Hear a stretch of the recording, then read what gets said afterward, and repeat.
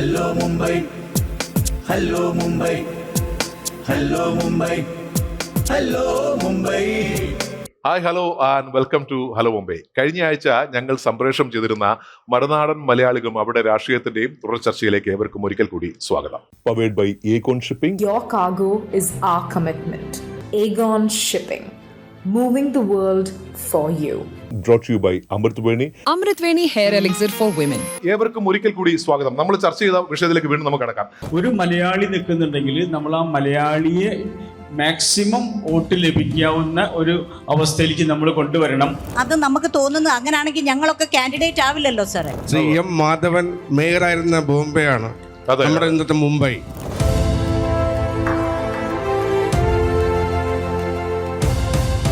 എനിക്കൊരു കാര്യം പറയണം. ഞാൻ പ്രചാരണ ടൈമിൽ ഒരു നോട്ടീസ് ചെയ്തു. ബിക്കോസ് ഞാനിപ്പം ലോക്സഭ, വിധാനസഭ ആൻഡ് നഗരസേവക് 3 ഇലക്ഷൻ വർക്കിൽ ഗ്രാസ് റൂട്ട് ലെവലിൽ ഡോർ ടു ഡോർ, ഗാവ് ടു ഗാവ് എവറിത്തിങ് ഞാൻ കവർ ചെയ്തിട്ടുണ്ട്.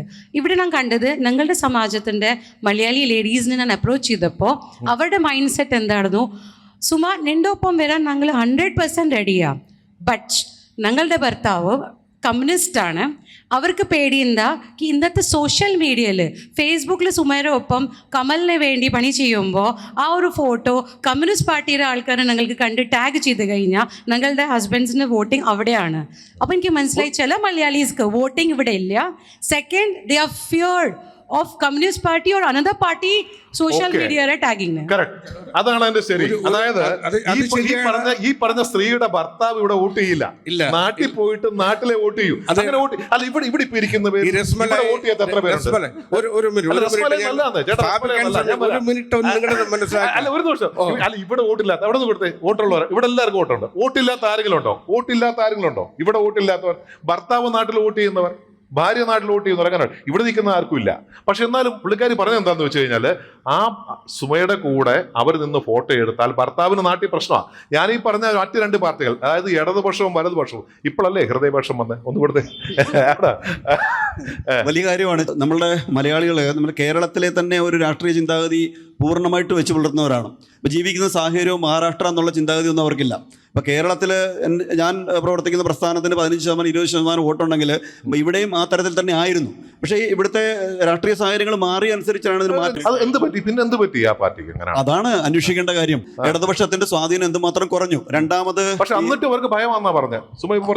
അവർക്ക് ഭയം എന്താണ്, ബിക്കോസ് ഇപ്പൊ സോഷ്യൽ പണ്ടത്തെ ഇലക്ഷൻ ക്യാമ്പയിൻ മാർക്കറ്റ് ഭയം അവർക്ക് നാട്ടിലേക്ക് ഇവരുടെ ഒപ്പം നമ്മൾ പാർട്ടി മാറിയോ. പക്ഷെ ഇവിടെ അവര് മനസ്സിലാക്കണം, നമ്മൾ മഹാരാഷ്ട്രയിലാണ്, മഹാരാഷ്ട്രയിൽ വോട്ടിംഗ് ഉണ്ടെങ്കിൽ എന്താണ് ഭയം? പറയും. ഭയം അങ്ങനെയല്ല സാറേ. ഇത് നമ്മൾ ഈ കർമ്മഭൂമി എന്ന് പറഞ്ഞിട്ട് ഇവിടെ വന്നു. നമ്മൾക്ക് കൊല്ലത്തിൽ ഒരു വർഷം ഒരു 10 ദിവസം നാട്ടിൽ പോകേണ്ടി വരും. നമ്മുടെ ഫാമിലി അവിടെയാണ്, നമ്മുടെ അമ്മ അവിടെയാണ്, നമ്മുടെ പെങ്ങന്മാർ അവിടെയാണ്. നമ്മൾ ഇവിടെ ചെയ്യുന്നതിന്റെ ഒരു പ്രതിഫലനം അവിടെ ഉണ്ടാവും. അതുകൊണ്ടായിരിക്കും ചിലപ്പം ആ ഭയം ഉണ്ടാകുന്ന കാരണം. അതാണ് പ്രധാന കാരണം.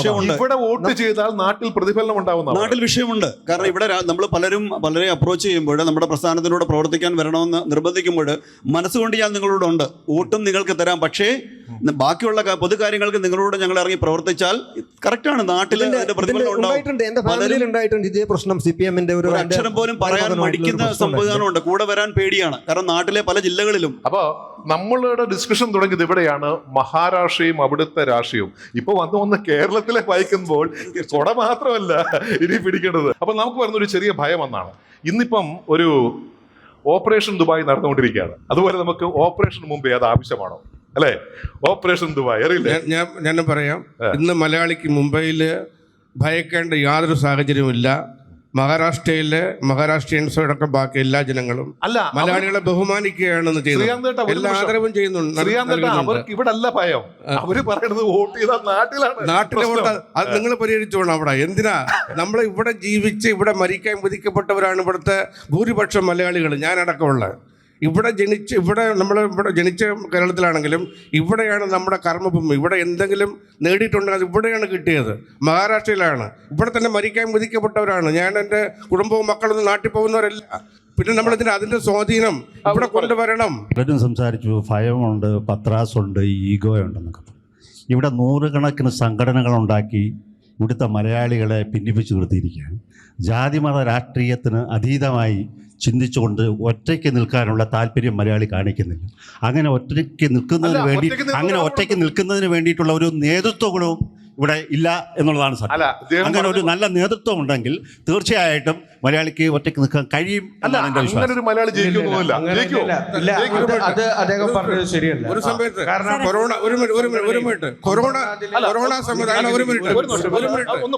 പ്രശ്നമാണ്.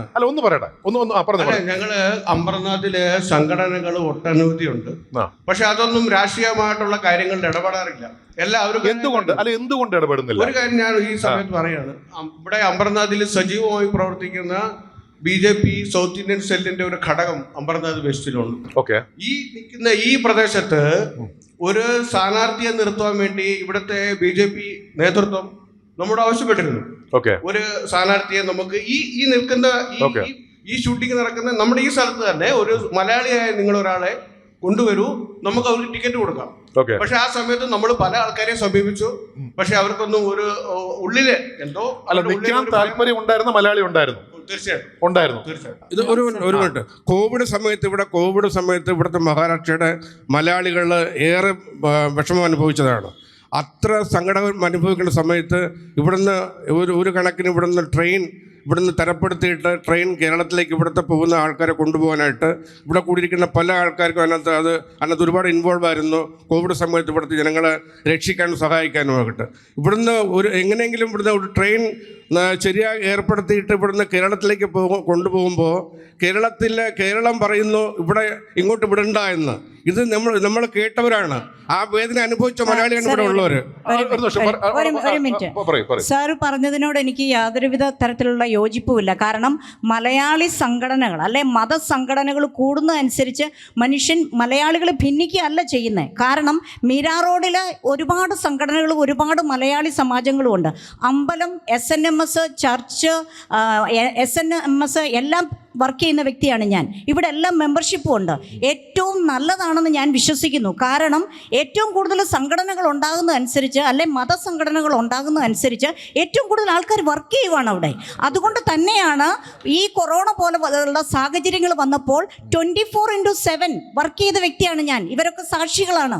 കാരണം അങ്ങനെ ചെയ്യാനുള്ള എനിക്കുള്ള പ്രചോദനം എന്ന് പറയുന്നത് ഈ സംഘടനകൾ മുഴുവൻ, ഈ മതസംഘടനകൾ മുഴുവൻ, NSS പോലെ, SNMS പോലെ, അയ്യപ്പ സമിതി പോലുള്ള സംഘടനകൾ ഒപ്പമുണ്ട്. ഷീജെ പോലുള്ളവർ ഇറങ്ങിക്കോ എന്ന് പറഞ്ഞതുകൊണ്ടാണ് ഞാൻ ഇറങ്ങിയത്. ഭിന്നിച്ച് നിൽക്കുകയല്ല അവർ ചെയ്യുന്നത്. അതാത് പള്ളിയിലുള്ള ആൾക്കാർ അവർക്ക് അവിടെയാണ് കംഫർട്ട്. NSSലുള്ളവർക്ക് അവിടെയാണ് കംഫർട്ട്. അമ്പലവുമായിട്ട് ബന്ധപ്പെട്ട് ചെയ്യുന്നവർക്ക് അവിടെയാണ് കംഫർട്ട്. മലയാളി സമാജമുണ്ട്, സാംസ്കാരിക വേദിയുണ്ട്. ഇതൊക്കെ അവർക്ക് അവിടെ 10 പേര് ഭിന്നിക്കുമ്പോൾ 10 സംഘടന രൂപം കൊള്ളുമ്പോൾ 1000 പേര് വർക്ക് ചെയ്യുന്നു. അതുകൊണ്ടാണ് മലയാളികൾ ഭിന്നിച്ചു പോകുന്നത് ഒരുമിച്ച് നിൽക്കാൻ വേണ്ടിയാണ് സാറേ. അതാണ് കൊറോണയുടെ വിജയം. അതായിരുന്നു കൊറോണയുടെ വിജയം. അതുകൊണ്ടാണ് ഞാൻ ഒരു മിനിറ്റ് കൂടെ, മലയാളികൾ ഒന്നടങ്കം പ്രശ്നത്തിൽ വന്നപ്പോൾ ആരാണ് ഭിന്നിച്ചു നിന്നത്? എല്ലാവരും ഒരുമിച്ച് നിന്നതിൻ്റെ വലിയൊരു ശക്തിയാണ് മലയാളികൾക്ക് ഓരോരുത്തർക്ക് കുഴപ്പം വന്നെന്ന് പറയട്ടെ. കാരണം ഒരുമിച്ച് നിന്നു. ഭിന്നിക്കുകയല്ല അവിടെ ചെയ്യുന്നത്. അവനവൻ്റേതായ ലെവലിൽ അവനവൻ്റേതായ ആൾക്കാർ സംഘടനകൾ ഉണ്ടാക്കി പോകുമ്പോൾ ഒരു പ്രശ്നം വരുമ്പോൾ അവർ ഒന്നിക്കും. ആ ഒന്നിക്കലിൻ്റെ വലിയ ഈ ചിന്താഗതിയാണല്ലോ നമ്മളൊക്കെ ഈ മഹാരാഷ്ട്രയിൽ നിന്ന് നിൽക്കുന്നത്. ഒരു പ്രശ്നം വരുമ്പോൾ ഒന്നിക്കുന്നവരാണ് മലയാളി. അവിടെ രാഷ്ട്രീയമില്ല, മതമില്ല, പേഴ്സണൽ ഒരു കാര്യമില്ല. മലയാളിയാണെന്നുള്ള ഒറ്റ കാരണം മതി, ഏത് മനുഷ്യരും ഒന്നിക്കും. അതുകൊണ്ടാണ് നമ്മൾ ഇത്രയും പേര് ഇവിടെ ചർച്ചയ്ക്ക് വന്നിരിക്കുന്നത്. ഞാൻ പറയാം, കോവിഡ് സമയത്ത് അനുഭവം പറയാം. കേരളത്തിലേക്ക് ട്രെയിൻ അനുഭവിച്ചത് അതിന്റെ തന്നെയാണ് പറയുന്നത്. തുടർച്ചയായിട്ട് തന്നെയാണ് പറയുന്നത്. കാരണം താനയിൽ നിന്ന് കേരളത്തിലേക്ക് ട്രെയിൻ അനുഭവിച്ചിരുന്നു. ആ ട്രെയിനിനെ കേരളത്തിലുള്ളവർ ഇവിടെ ക്യാൻസലാക്കി കളഞ്ഞു. ഞങ്ങൾ സ്റ്റേഷനിൽ നിന്ന് കരഞ്ഞുപോയി. കാരണം യാത്രക്കാർ അവിടെ സ്ഥാന സ്റ്റേഷനിൽ വന്നിട്ട് തിരിഞ്ഞു പോകേണ്ടി വന്നു. അവർക്ക് ലോകത്തിലുള്ള എല്ലാ സംഭവങ്ങളും സ്ഥലത്ത് ഡംപ് ചെയ്യാൻ സ്ഥലമില്ലാത്തതുകൊണ്ടായിരിക്കും. അല്ല, സ്ഥലമില്ലാത്തതുകൊണ്ടല്ല, പേടിച്ചിട്ടാണ്. അവിടെ ഇവിടുന്നുള്ള ആൾക്കാർ അവിടെ വരണ്ടെന്നുള്ള പേടിയാണ് മലയാളികൾ. അപ്പൊ മലയാളികളുടെ കാശും ഇതിൽ മാത്രം മതിയോ? മലയാളികളുടെ പൈസ മാത്രം മതിയോ കേരളത്തിലേക്ക്? എല്ലാവർക്കും ഭീതിയായിരുന്നു ആ സമയത്ത് അല്ലേ? കോവിഡിന്റെ ബോംബെയിലാണ് ഇല്ല സാറേ, ബോംബെയിൽ നിന്ന് വരുന്ന മലയാളികളെ രോഗികളെ ആ രോഗം പടർത്തും പറഞ്ഞുകൊണ്ട് പേടിച്ചുകൊണ്ട് അവർ സ്വീകരിക്കാൻ തയ്യാറല്ലായിരുന്നു. കേരള ഗവൺമെന്റ് തയ്യാറല്ലായിരുന്നു. ഗവൺമെന്റും അവിടുത്തെ രാഷ്ട്രീയ പാർട്ടികളും ഒക്കെ അല്ല, ഞാൻ ചോദിച്ചോട്ടെ, ഒരു ദിവസം അസുഖം വരുമ്പോൾ ഓടിപ്പോണ്ട സ്ഥലം കേരളം അല്ലല്ലോ. അല്ലല്ലോ, അസുഖം ഉള്ളവരെ അല്ല യാത്ര അയക്കുന്നത്. അസുഖം ഇല്ലാത്ത സർട്ടിഫിക്കറ്റ് ഉള്ളവരാണ് യാത്ര ചെയ്യുന്നത്. അല്ലല്ല, ഒരു തമാശ പറഞ്ഞാൽ കേരളത്തിൽ 4 എയർപോർട്ട് ഉള്ളത് എന്തിനാണെന്നറിയോ? അവിടെ ഉള്ളവരെ കയറ്റി അയക്കാനാ, അങ്ങോട്ട് കൊണ്ടുവരല്ല. ഇതാണ് ഇവിടുത്തെ ബോംബെ മലയാളി അനുഭവിക്കുന്ന വിഷമം. നമുക്ക് അവിടെ ഇല്ല, ഇവിടെ ഇല്ല. അല്ല, അപ്പോ കേരളവും ഇല്ല. ഇപ്പൊ ഇതിന്റെ മുന്നേ സാർ പറഞ്ഞു ഇവിടെ ജനിച്ചു ഇവിടെ മരിക്കാൻ, നാട്ടിൽ എന്തിനാ പേടിക്കണെന്ന്. അസുഖം വന്നപ്പോ നാട്ടിൽ അസുഖം വന്ന നാട്ടിൽ അതെന്തൊരു പ്രശ്നമാണ്. ഇല്ല, അങ്ങനെയല്ല. ഇപ്പൊ ഇവിടെ നമ്മൾ ഇവിടെ സെറ്റിലായ കുറെ പേരുണ്ട്. അല്ലാതെ കുറെ പേര് ഇപ്പൊ ചിലർ പറഞ്ഞില്ലേ, പാർട്ടിയിൽ നമ്മുടെ അവിടെ മറ്റേ പാർട്ടിയിലുള്ള ആൾക്കാരുണ്ട് ഇവിടെ വർക്ക് ചെയ്യാൻ പേടിയാന്ന്. ഒരുപാട് പേര് ഇപ്പോഴും നാട്ടിലെല്ലാവരും ബന്ധം വെച്ചിട്ടുണ്ട്. ഇവിടെ ചിലപ്പോൾ സ്വന്തമായിട്ട് വീടുകളില്ല. എല്ലാവരും നാട്ടിൽ മിക്കവാറും പോകുന്നവരാ. ഞാൻ ഇവിടെ ജനിച്ചു, അവർക്ക് എന്തായാലും നാട്ടിൽ പോയേ പറ്റും. പ്രശ്നം അവരിവിടെ വോട്ട് ചെയ്താൽ അവരുടെ കുടുംബക്കാർക്കും മറ്റുള്ളവർക്കും നാട്ടിൽ പ്രശ്നമാണ്. നാട്ടിലുണ്ടാകുന്ന സ്ട്രോങ് ആയ ഒരു രാഷ്ട്രീയ പാർട്ടിയെ കുറിച്ചാണ് അവർ. പക്ഷെ അത് അവർക്ക് നാട്ടിലുള്ള ബന്ധങ്ങൾ കൊണ്ടല്ലേ, അവർക്ക് നാട്ടിലുള്ള ബന്ധം എല്ലാം വേണമല്ലോ. അപ്പൊ നമുക്ക് ഇവിടെ എന്തെങ്കിലും പറ്റിക്കഴിഞ്ഞാല് ഒരുപാട് പേര് കംഫർട്ടബിൾ നാട്ടിൽ പോയിട്ടായിരുന്നു. അസുഖം വന്ന് ഞാൻ പറഞ്ഞത് വോട്ട് ചെയ്താൽ അവിടെ പ്രശ്നം ഉണ്ടാവുന്നല്ല. ഇവിടെ എന്തുകൊണ്ട് മലയാളി ഇറങ്ങി പ്രവർത്തിക്കുന്നില്ല ഒരു മറ്റുള്ള പാർട്ടിക്ക് വേണ്ടിയിട്ട്? ഇപ്പൊ ഞാനിപ്പോ സോഷ്യൽ വർക്ക് ചെയ്യുന്നതുകൊണ്ട് എന്റെ ഫേസ്ബുക്ക് എന്ന് പറഞ്ഞാൽ 24 hours ഓണാ. ഒരുപാട് പോസ്റ്റുകൾ വരുന്നുണ്ട് അതിൽ, കലാലയ എന്നുള്ള പേരിലുണ്ട്. ഞാൻ ആരുടെ കൂടെ നടക്കുന്നുള്ളത് അവിടെ ഉള്ളവർക്ക് മനസ്സിലാവും. അങ്ങനെ പറഞ്ഞത് ഈ പേടിയുടെ ഇഷ്യൂല് let's look for the right inspiration. ഒരു കാലത്ത് ഗൗരി എംപിയും ഹസ്ബൻഡും ഡിഫറെന്റ് ഐഡിയോളജി അവർ ജീവിച്ചു പോയില്ലേ? So why are we looking for defensive people? Let's be aggressive. Different ideology. അവിടെയാണോ പ്രശ്നം എന്ന് പറഞ്ഞത്? അതല്ലേ പറയുന്നത് ഇവിടെ. എല്ലാവരും പറയുന്നു പേടി. ഐ മീൻ എനിക്കത് മനസ്സിലാകുന്നില്ല ആക്ച്വലി. ഇപ്പം ഞാനൊരു മലയാളി ഇലക്ഷൻ നിന്നപ്പം ആക്ച്വലി മലയാളികൾ എനിക്ക് കാശ് തന്ന ഇലക്ഷൻ ഫൈറ്റ് ചെയ്യാൻ. പക്ഷെ ഒരു കാര്യം അവർ മുന്നോട്ട് വന്നില്ല. ബിക്കോസ് അവർ പറഞ്ഞ അവർക്ക് ജോലിയുണ്ട്, അവർക്ക് പറ്റത്തില്ല. പിന്നെ അല്ല, അപ്പൊ മാഡത്തിനോട് തുറന്നു പറയാൻ പറ്റില്ലല്ലോ എനിക്ക് പേടിയുള്ളതാണ്, അതുകൊണ്ടായിരിക്കാം. അവരുടെ സിറ്റുവേഷൻ കണ്ടു കഴിഞ്ഞാൽ അവർ ഒത്തിരി അവർ ഫാമിലിക്ക് വേണ്ടി പൊളിറ്റിക്കൽ ഒരു ഇൻട്രസ്റ്റ് ഇല്ല. പക്ഷേ 100% support. Even they gave me money. So പൈസ തന്നു വരെ എന്നെ ഹെൽപ്പ് ചെയ്തവര് മുന്നേ വരാൻ അവർക്കൊരു പൊളിറ്റിക്കൽ ആകണ്ട. That was the thing what I understood. നാളെ ഏതെങ്കിലും ഒരു കോർപ്പറേറ്റ് ആയി കഴിഞ്ഞാൽ എനിക്കൊരു ഹെൽപ്പ് വേണം, ചെയ്തു തരണം. അതിന് വേണം ഞാനൊരു ഹെൽപ്പ് ചെയ്യാം. അതാണ് ഈ പൈസ. കോർപ്പറേറ്റർ ആയില്ലെങ്കിലും അല്ല ആകൂല്ലെന്നുള്ള പിന്നല്ലേ അത് നാട്ടുകാരല്ലേ തീരുമാനിക്കുന്നത്. എന്താ പറയും madam? Malayalis are the most politically aware people in India. They are not allowing BJP to come to Kerala till now. But when it comes വന്നു തിരുവനന്തപുരത്ത് എത്തി. कमल थोड़ा ही खिला है, पूरा नहीं खिला. तो they തുടക്കം ആരംഭിച്ചിട്ടേ ഉള്ളൂ. തുടക്കമായി. ഇവിടെ 20% മഹാരാഷ്ട്രൻസ്, 80% നോൺ മഹാരാഷ്ട്രൻസ്. വലിയ പ്രപ്പോർഷൻ മലയാളീസ് ആണ്. അപ്പൊ നമുക്ക് എല്ലാവർക്കും ഒന്നിച്ച് വരണം, ഒന്നിച്ച് നിൽക്കേണ്ടത് ആവശ്യമാണ്. അങ്ങനെ ഒരു ചിന്താഗതിയെ കുറിച്ച് നമുക്ക് ചിന്തിച്ചുകൂടെ? പറയും. അപ്പോ ഞാൻ ഇപ്പൊ പറഞ്ഞില്ലേ, പേടിയൊന്നുമില്ല, സഹായിക്കും മലയാളികൾ ഒന്നിച്ച്. മാഡം പറയുന്നത് ഞാൻ ഒത്തി യോജിക്കില്ല. കാരണം എന്താ അറിയോ, എന്റെ റിലേറ്റീവ് വിക്ടിമാണ്. നമ്പർ 4 ഒറ്റ മലയാളികൾ വന്നിട്ടില്ല. പൊളിറ്റിക്കലായിട്ട് അയാളെ അടിച്ചു, എല്ലാം ചെയ്തു, ആരും വന്നിട്ടില്ല. അതെന്താണ് ശ്രീകാന്ത് ഇത്ര നേരം വലിയ ഘോരഘോരമായി സംസാരിക്കായിരുന്നല്ലോ? ശ്രീകാന്ത് ഏട്ടാ ഒന്ന് പറയൂ. അല്ല, ഒരു നിമിഷം.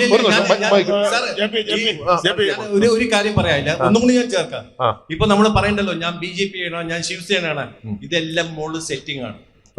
നോക്കൂ, ഞാൻ നിങ്ങൾക്ക് അറിയാം. കാരണം ഞാൻ എന്തോ I know it, I practically ഞാൻ ഇവിടുത്തെ വലിയ ലീഡർ, BJPയുടെ വലിയ ലീഡർ സെറ്റിംഗ്. ഇപ്പൊ ഒരു ശിവസേനയുടെ ആളെ അടിച്ചു, അവൻ മുകളിൽ കൂടെ പോയിട്ട് സെറ്റിംഗ് ചെയ്തിട്ട് അവൻ ചെയ്യുന്നുണ്ട്. പറയണ്ടല്ലോ, പേടി എല്ലാ മലയാളികൾക്കും പേടിയുണ്ട്. അറിയുന്ന സംഭവങ്ങളാണ്. ഞങ്ങൾ അവിടെ എത്തിയിട്ടുണ്ട്, ചെയ്തിട്ടുമുണ്ട്. ഏതെങ്കിലും ഒന്ന് വിട്ടുപോയിട്ടുണ്ട്, അറിഞ്ഞില്ലെങ്കിൽ ഒന്നും ചെയ്യാൻ പറ്റില്ല. നമ്മൾ ഈ സംസാരിക്കുന്ന അല്ല അപ്പൊ അല്ല ഞാൻ ചോദിച്ചത് അടികൊണ്ട് കിടക്കുന്നവൻ വിളിച്ചു പറയണം. അടികൊണ്ട് കിടക്കുന്ന വേണ്ട, അല്ല വേറെ ആരെങ്കിലും വിളിക്കാല്ലോ, നമ്മൾ അറിയണമല്ലോ. അറിഞ്ഞാൽ ഹെൽപ്പ് ചെയ്യും. പറഞ്ഞായിരുന്നു. അല്ല ഓക്കെ, അല്ല ശ്രീചന്ദ്ര കറക്റ്റ് അല്ല പറഞ്ഞിരുന്നു. ഞാൻ ഈ ബോംബെയിലൊന്നും പോകേണ്ട ആവശ്യമില്ല, ഞാൻ ലോക്കൽ ആൾക്കാരാണ്. ഞാൻ ലോക്കൽ ആൾക്കാരോട് പറഞ്ഞു, ഒരൊറ്റ മലയാളികളായിട്ടോ ഒരൊറ്റ അസോസിയേഷൻ ആയിക്കോട്ടെ. പിന്നെ രാജശേഖരൻ പറഞ്ഞ പോലെ ഐ എഗ്രി വിത്ത് ഹിം. കാരണം എന്താറിയോ, ഇവിടെ പണ്ട് 3-4 കൗൺസിലേഴ്സ് ഉണ്ടായിരുന്നു അമ്പർനാഥില്. കാരണം ഞാൻ ഇവിടെ ജനിച്ചു വളർന്നു. 1970s എല്ലാം കമ്മ്യൂണിസ്റ്റിന്റെ 3-4 ഉണ്ടായിരുന്നു, മലയാളികളായിരുന്നു. അവരെ സപ്പോർട്ട് ചെയ്യണത് നോൺ മലയാളീസ് ആയിരുന്നു, അവരുണ്ടായിരുന്നു. പക്ഷെ ഇപ്പൊ ഇല്ല. എന്തുകൊണ്ടില്ല? കാരണം നമ്മളുടെ അടുത്ത് ഒത്തൊരുമില്ല. ആ സമയത്ത് ഒരു സമാജോ അതിന്റെ അണ്ടറിൽ എല്ലാവരും വന്നത്. ഇപ്പോ മൾട്ടിപ്പിൾ ഓഫ് അസോസിയേഷൻ. പിന്നെ പറയണ്ടല്ലോ മാഡം, ഇവര് വിളിച്ചു കഴിഞ്ഞാൽ വരും. ഇന്ന് മലയാളികൾ ഇവിടെ ഇത്ര പേര് ഇരിക്കുന്നുണ്ട്, എന്തുകൊണ്ട് ഒരു ക്രിസ്ത്യൻ അസോസിയേഷൻ ഇവിടെ വന്നിട്ടില്ല? എന്തുകൊണ്ട് ഒരു മുസ്ലിം ജമാഅത്ത് ഇവിടെ വന്നിട്ടില്ല? മലയാളി ചോദിക്കൂ, പറയൂ, വരില്ല അവര്. മാഡം പറഞ്ഞ ഒരു പോയിന്റിനോട് എനിക്ക് വളരെ എതിർപ്പുണ്ട്.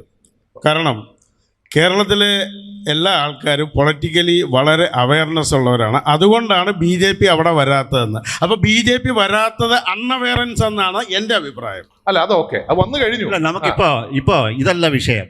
BJP എവിടെ അധികാരത്തിൽ വരുന്നു, കോൺഗ്രസ് എവിടെ അധികാരത്തിൽ വരുന്നു എന്നുള്ളതല്ല. അതല്ല പ്രശ്നം. ഇവിടുത്തെ മലയാളി രാഷ്ട്രീയത്തിൽ അങ്ങനെ ഇടപെടുന്നു എന്നുള്ളതാണ്. ഇപ്പൊ തന്നെ ഞാനത് പറഞ്ഞപ്പോൾ ഒന്നിക്കുന്നില്ല എന്നതാണ് പ്രശ്നം. ഒന്നിക്കുന്നില്ല എന്നുള്ളതാണ്. അങ്ങനെ നേതൃത്വം കൊടുക്കാൻ ഒരു നല്ല നേതൃനിര ഇവിടെ ഇല്ല എന്നുള്ളതാണ് പ്രധാനപ്പെട്ട വിഷയം. എന്താ അജയേട്ടന് കൊടുത്തത്? അജയേട്ടൻ ഒന്ന് പറയൂ. ഇദ്ദേഹം പറഞ്ഞ പോലെ ഇവിടെ ഇത്രയധികം പ്രശ്നമുണ്ടായിട്ട് ഈ സാമുദായിക സംഘടനകൾ എന്തുകൊണ്ട് എടുക്കുന്നത്? ഇപ്പൊ കേരളത്തിലെ 2 പ്രമുഖരായ 2 സാമുദായിക സംഘടനകൾ ഒന്നിക്കാൻ പോവുകയാണ്. അതുകൊണ്ട് അതിവിടെ ചെയ്യണ്ടേ? എന്ത് ഇവിടെ മാത്രം ഒരു മാറ്റം? അല്ല, ഇപ്പൊ അമർനാഥിൽ അതിന് വേണ്ടിയിട്ട് federation of Amarnath Malayali association പറഞ്ഞ് ഫാമ തുടങ്ങിയിട്ടുണ്ട്. കാരണം എല്ലാ നേതൃത്വത്തെയും കൂടി ഒരു കുടക്കീഴിൽ കൊണ്ടുവന്ന് നടത്താനുള്ള ശ്രമമാണ് ഇപ്പോൾ നടന്നുകൊണ്ടിരിക്കുന്നത്. അല്ല, അതിലെനിക്ക് അഭിപ്രായം പറയണ്ട. അതിലെന്താ ശ്രമം? നമ്മൾ ഫാം ഉണ്ടാക്കി അതിൽ കുറച്ച് പേര് കൂടി നമ്മളെല്ലാവരും പറഞ്ഞ് അവർ അപ്രോച്ച് ചെയ്യാൻ പോയി. ഓരോ സംഘടനയ്ക്ക് ടോട്ടൽ 20 സംഘടനയാണ്. അതിൽ 18 പേര് നമ്മൾ അപ്രോച്ച് ചെയ്ത് സക്സസ് ആവും ചെയ്തു. നവംബർ 1 കേരള പിറവിയും ഓണാഘോഷവും നമ്മള് അമ്പർനാഥിൽ ഒന്നിച്ചിരുന്ന് യൂണിറ്റി ആയിട്ട് ജാതി ഭേദമന്യേ ഒന്നും ഇല്ലാണ്ട് ആഘോഷിക്കാൻ തീരുമാനം എടുത്ത് അങ്ങനെ ചെയ്യുകയും ചെയ്തു. ഏകദേശം 1000 പേര് വന്നിരുന്നു. ഞാൻ ചോദിച്ചത് അതിൽ അന്ന് ഞാൻ അപ്രോച്ച് ചെയ്യാൻ പോയപ്പോ നമ്മുടെ മലയാളികൾ എന്ന് പറഞ്ഞ എന്തിനാ അത് വേറെ, ഇനി ഫാം വേറെ എന്തിന്? ഞാൻ ചോദിക്കുന്നത് ഈ സംഘടന ഒന്നിക്കുന്ന ഓണത്തിന് വേണ്ടി മാത്രമല്ലേ നമ്മൾ സംസാരിച്ചുകൊണ്ടിരിക്കുന്നത്? നമുക്ക് കേരളക്കാർക്ക് 2 പ്രോഗ്രാമേ ഉള്ളൂ ഒന്നിച്ചുള്ളത്. ക്രിസ്ത്യനും ജമാഅത്തും മുസ്ലിം ഹിന്ദുവും എല്ലാവരും കൂടി ഓണം, ഒരു കേരള പിറവി. അപ്പൊ ബാക്കിയുള്ള സമയത്ത് ആക്റ്റീവ് അല്ലെന്നാ ഈ പറയണേ? ആക്റ്റീവ് ആക്കണം. വിജയേട്ടാ, നമുക്ക് വീണ്ടും ആ ഇതിലേക്ക് തിരിച്ചു വന്നു കഴിഞ്ഞാൽ നമ്മൾ സംസാരിച്ചുകൊണ്ടിരുന്ന് പറഞ്ഞു കഴിഞ്ഞാൽ നമ്മൾ ഈ വിഷു, ഓണം അത് മാത്രമായി ചുരുങ്ങിയാണ് സംഘടനകൾ. ഇപ്പോൾ ഒരു ഇലക്ഷൻ വരണ സമയത്ത് എത്ര പേർക്ക് വോട്ടുണ്ട്, ഇനി വോട്ടിൽ അത് കാർഡ് കിട്ടാൻ ബുദ്ധിമുട്ടുണ്ടോ, ഇതൊക്കെ നമ്മൾ ചോദിക്കണ്ടേ? ചോദിക്കാറുണ്ടോ? ചോദിക്കാമല്ലോ, എല്ലാവർക്കും വോട്ടുണ്ട്, ചോദിക്കാറുണ്ട്. ഈ സമയത്ത് ഞങ്ങളുടെ ഇവിടെ അമർനാഥിലെ കോർപ്പറേഷൻ ഇലക്ഷൻ നടന്നു.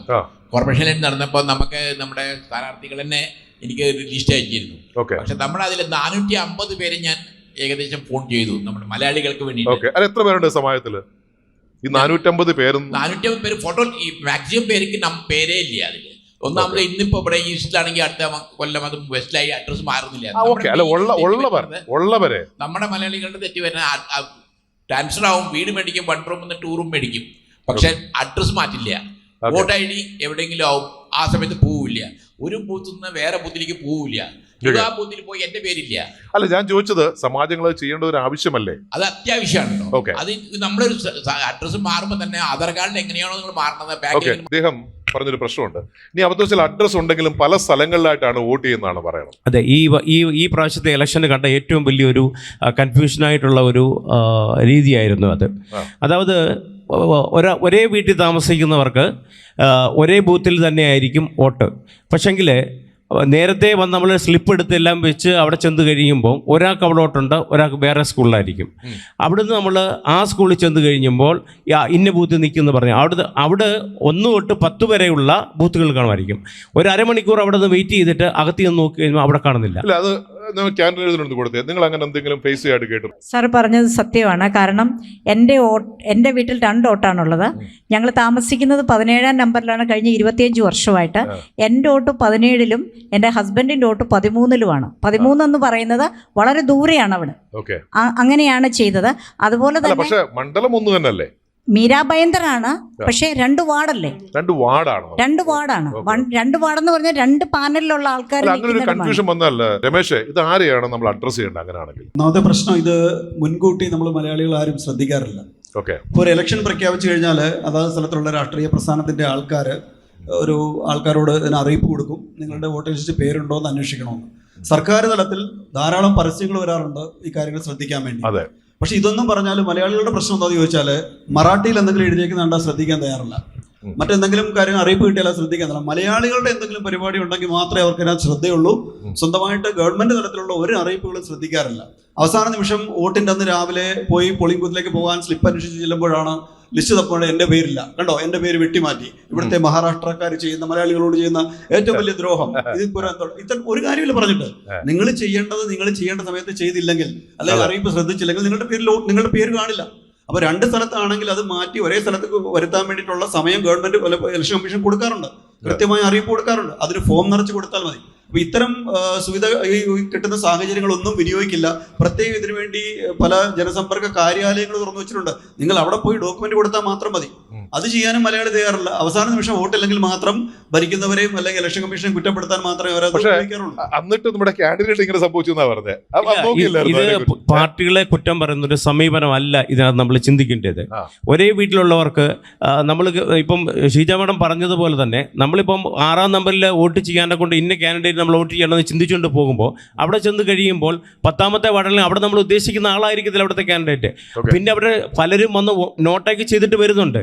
പക്ഷേ ഇതേ പുതിയ ഐഡൻറ്റി കാർഡ് എടുത്ത ആൾക്കാർക്ക് പോലും ഈ ഒരു മിസ്റ്റേക്ക്, ഒരു കൺഫ്യൂഷൻ സിസ്റ്റം വന്നുകൊണ്ട് ഒറ്റ ഒരു ചോദ്യം ഞാൻ ചോദിക്കുകയാണ്. ഒരു ഹോസ്പിറ്റലിൽ ഒരു ഫയൽ എടുത്തു കഴിഞ്ഞാൽ കുറച്ച് നാളിന് ശേഷം നമ്മൾ ആ ഹോസ്പിറ്റലിൽ ചെന്ന് നമ്മുടെ പേര് കൺഫ്യൂഷനായി പോയി മറന്നുപോയെങ്കിൽ നമ്മളൊരു ഫോൺ നമ്പർ പറയും, അവർ പറയും ഫോൺ നമ്പർ പറയാം, പെട്ടെന്ന് അവരടിച്ച് നമ്മുടെ അപ്ഡേറ്റ് കംപ്ലീറ്റ് എടുക്കും. ഈ ഒരു സിസ്റ്റം ഒരു ഹോസ്പിറ്റലിൽ ചെയ്യാൻ പറ്റുമെങ്കിൽ ഒരു ഇലക്ഷൻ കമ്മീഷന് എന്തുകൊണ്ട് ഈ ഒരു സിസ്റ്റം ചെയ്യാൻ പറ്റുന്നില്ല? ഇത് ജനങ്ങളുടെ ജനാധിപത്യം അട്ടിമറിക്കാനുള്ള രീതിയാണോ എന്ന് മനുഷ്യൻ ചിന്തിക്കുന്ന അവസ്ഥയിലേക്ക് കടന്നു വരികയാണ് മനുഷ്യൻ. തീർച്ചയായും ശരിയായ കാര്യമല്ല. കാരണം എല്ലാ ഇലക്ഷൻ നടത്തുന്ന സ്ഥലത്ത് നിങ്ങൾക്കറിയാം, അതൊരു സെപ്പറേറ്റ് ആപ്പ് പോലും ഉണ്ടാക്കിയിട്ടുണ്ട്. ഇലക്ഷൻ കമ്മീഷൻ്റെ വെബ്സൈറ്റ് ഉണ്ട്. അവരെന്നേ പറയാറുണ്ട്, ഇന്ന വെബ്സൈറ്റിൽ നിങ്ങൾ അടിച്ചു നോക്കിയിട്ട് നിങ്ങളുടെ വോട്ട് എവിടെയാണെന്ന് ഉറപ്പ് വരുത്തണം. കാരണം ഓരോ ഇലക്ഷൻ കഴിയുമ്പോഴും വോട്ടേഴ്സിൽ അല്ലെങ്കിൽ വോട്ട് ചെയ്യേണ്ട പോളിംഗ് ബൂത്തുകളോ കാര്യങ്ങളോ ഒക്കെ മാറി വരാറുണ്ട്. കാരണം ഒരു ബൂത്തിലെ അംഗസംഖ്യ കൂടുമ്പോൾ അതിൻ്റെ അനുസരിച്ച് ബൂത്തുകൾ ചേഞ്ച് ചെയ്യും. ഒരു നിശ്ചിത പരിധി ആൾക്കാർ കഴിഞ്ഞാൽ ആ ബൂത്തിലെ വോട്ടേഴ്സ് ബാക്കിയുള്ളവരെ തൊട്ടടുത്ത ബൂത്തിലേക്ക് അവർ മാറ്റാറുണ്ട്. അത് അവരുടെ അഡ്രസ്സ് മാറി എന്നുള്ളതല്ല അതിൻ്റെ അർത്ഥം. കാരണം അവർക്കത് മുൻകൂട്ടി നമ്മളത് മനസ്സിലാക്കണം. രാഷ്ട്രീയ പാർട്ടികൾ അത് മുൻകൂട്ടി ചെയ്തു കൊടുക്കണം. ഏറ്റവും കൂടുതൽ ഇതിവിടെ വർക്ക് ചെയ്യേണ്ടത് മലയാളി സമാജങ്ങളിലും മലയാളി സംഘടനകളാണ്. ഇപ്പം നമ്മൾ ഒരു സ്ഥലത്ത് 50-25 സംഘടനകളുണ്ട്. മലയാളികൾ ചിലപ്പം 1500 പേരെ ഉണ്ടാവുന്നു. 20 സംഘടനകളുണ്ട്. ഈ 20 സംഘടനയിൽ പ്രവർത്തിക്കുന്ന ആൾക്കാരുടെ വോട്ട് എവിടെ ഉണ്ടെന്ന് ഞങ്ങൾ ക്ലിയറായി കൊടുക്കാമെന്ന് ഓരോ സംഘടനയും വിചാരിച്ചാൽ പോലും രാഷ്ട്രീയ പാർട്ടിയുടെ ആവശ്യമില്ല, മാറ്റി നിർത്തിക്കും. ഒരു ദിവസത്തെ ഒരു 2 മണിക്കൂറത്തെ പണിയേ ഉള്ളത്. അവരുടെ വെബ്സൈറ്റിലേക്ക് ഒരാളിരുന്ന് ഒന്ന് ചെക്ക് ചെയ്താൽ മതി, എൻ്റെ സമാജത്തിലുള്ള എത്ര പേര് ഇവിടെ ഉണ്ട്, അവർക്ക് വോട്ടുണ്ടോ, അവരുടെ വോട്ട് ഞാൻ കൃത്യമായി അവരെ ഗ്രൂപ്പിലിട്ട് കൊടുത്താൽ പോലെ. ഇത്ര പോലും ഒരു സാഹചര്യം ചെയ്യാൻ നമ്മുടെ മലയാളി സമാജങ്ങൾ പോലും തയ്യാറാവുന്നില്ല. രാഷ്ട്രീയ പാർട്ടിക്കാർ നിങ്ങളുടെ മുമ്പിൽ ഒരു സാഹചര്യം ഉണ്ടാക്കി വരുന്നത് നിങ്ങളത് ഉപയോഗിക്കാറില്ല. ഇലക്ഷൻ കമ്മീഷൻ്റെ വെബ്സൈറ്റുകൾ നമ്മുടെ മുമ്പിൽ തുറന്നിട്ടുണ്ട്. ആപ്പ് ഓരോ വാർഡിലേക്കും പ്രത്യേക ആപ്പ് തയ്യാറാക്കിയിട്ടുണ്ട്. ആപ്പിൽ സിമ്പിളാണ്, നമ്മുടെ ഫോണിലേക്ക് ഇൻസ്റ്റാൾ ചെയ്യുക, ചെക്ക് ചെയ്യുക, 1000 പേരുടെ വേണം നമുക്ക് എടുത്തു കൊടുക്കാം. അല്ല, അപ്പൊ എന്താണ് മാഡം അങ്ങനെ നമ്മളതൊന്ന് ചെക്ക് ചെയ്യായിരുന്നു? എന്താണ് അങ്ങനെ ഉണ്ടായിട്ട് പോലും അങ്ങനെയാണെങ്കിൽ?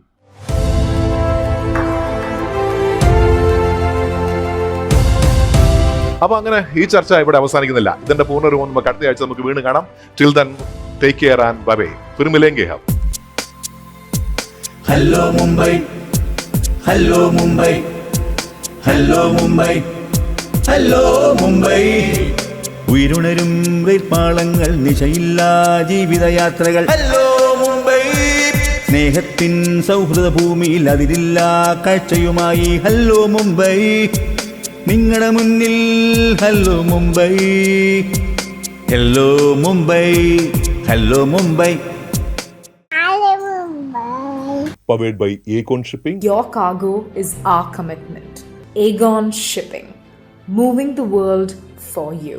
Brought to you by Amritveni. Amritveni Hair Elixir for Women.